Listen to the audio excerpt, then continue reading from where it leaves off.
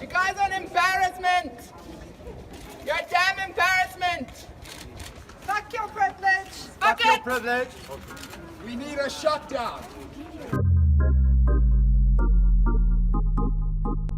The same way I will not grasp white privilege because I'm white, straight people will not grasp straight privilege. Never. What are you guys doing out here? We would rather you talk to a person of color. Do what? We're not gonna talk to the media. We ask them to talk to people of color. People of color? Okay.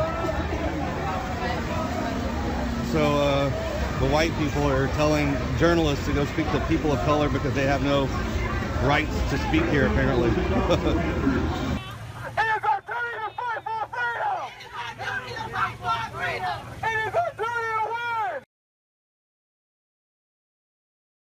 He runs right up to the car. If this were an insurance scheme, he would be arrested. But instead, all he did was he got 2 administrators to quit. Jonathan Butler runs right up to the car. Don't stare at white people.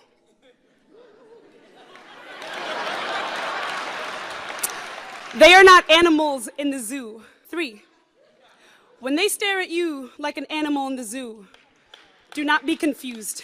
Do not bare teeth when they reach out to pet you, to touch your hair without permission. You are, after all, so exotic, so foreign, so other. Some would even call you inhuman. They will call you alien. They will ask you who called your spaceship to crash land your brain-drained dreams onto these eastern shores. These eastern shores have already landed ships from your world when we invaded it. But this is the 21st century, and we don't need chains to make slaves of people anymore.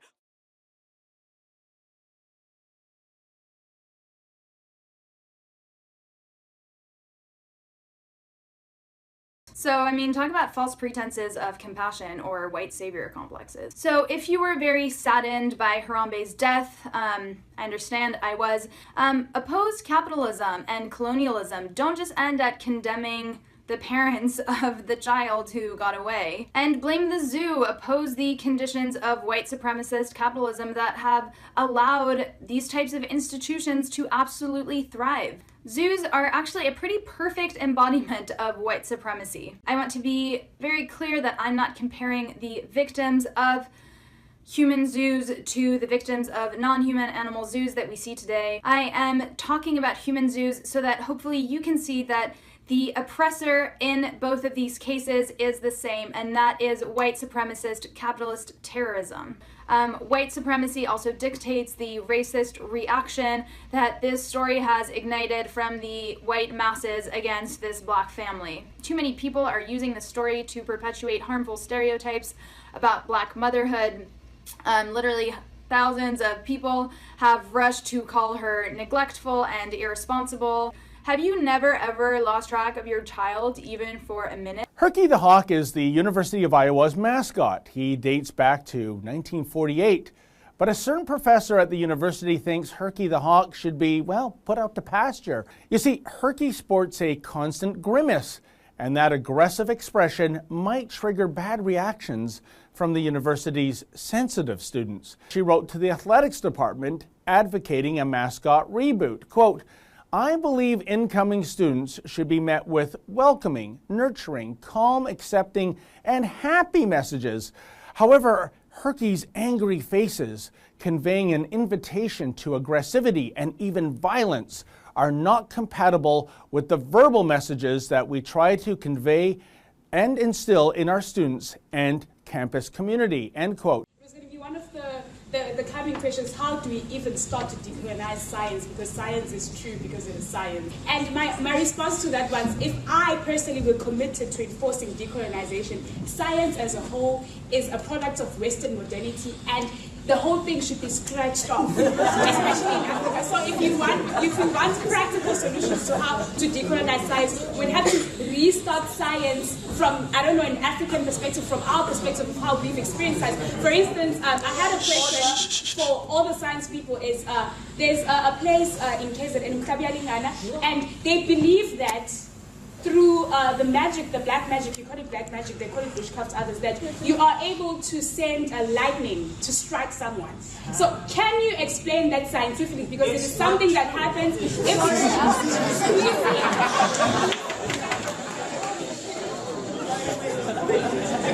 I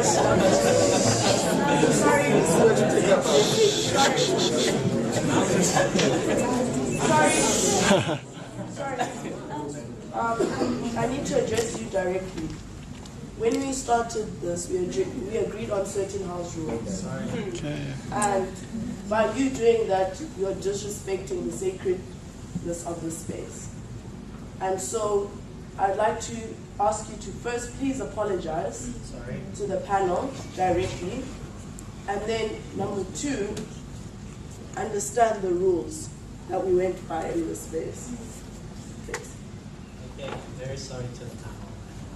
Okay, and you agree to abide by the rules of this space. Thank you. Please carry on. So I will finish. See, that very response is the reason why I am not in the science faculty. I did science throughout my high school years, and there was a lot of things that I just, but it's fine. But Western modernity is the direct antagonistic factor to decolonization, because Western knowledge is totalizing. It is saying that it was Newton and only Newton who knew or saw an apple falling, and then out of nowhere decided that gravity existed and created an equation, and that is it. For the whether people knew Newton or not, or whether whatever happens in Western Africa, Northern Africa, the thing is, the only way to explain gravity is through Newton, who sat under a tree and saw an apple fall. Illinois Governor Rod Blagojevich is apologizing for saying he's blacker than President. In an interview in the February issue of Esquire magazine, Blagojevich said, quote, "I'm blacker than Barack Obama. I shine shoes. I grew up in a 5-room apartment. My father had a little laundromat in a black community not far from where we lived." No, never had a president like that. No education in politics. He disrespects women. Hillary Clinton called Bill's rape victims, or accused rape victims, Bill's bimbos. Is that not disrespecting women? Yes, it is. She's not perfect. Nobody says she's perfect. No one's perfect. Okay, but I mean, I'm saying is you're putting labels on Trump, but you can say that about other candidates as well. If you say he's racist, he's xenophobic. For those of you who don't speak low IQ, what Professor Wyde means is that the best response to hearing things that you don't like is hurting people who say those things. I guarantee you this, I've certainly received more death threats than Professor Wyde. Some might be from people in this room, like, for example, certainly from people outside. One Reuben Martin, who told another professor at this university, Melina Abdullah, via Facebook, and this is how it's written.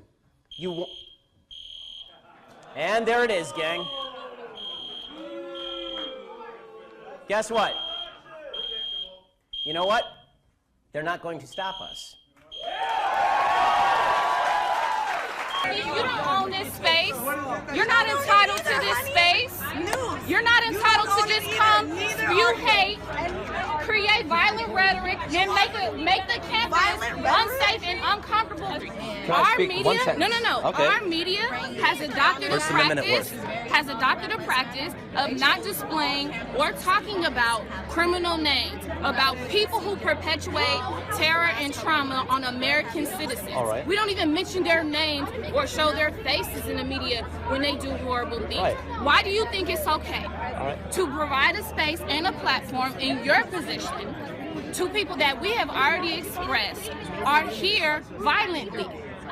Can I answer terrorizing that? You're asking me a question us. I would like to answer. Go ahead. If I did not get their voice, as well as your voices, then that would be bias, and that is not truth-seeking.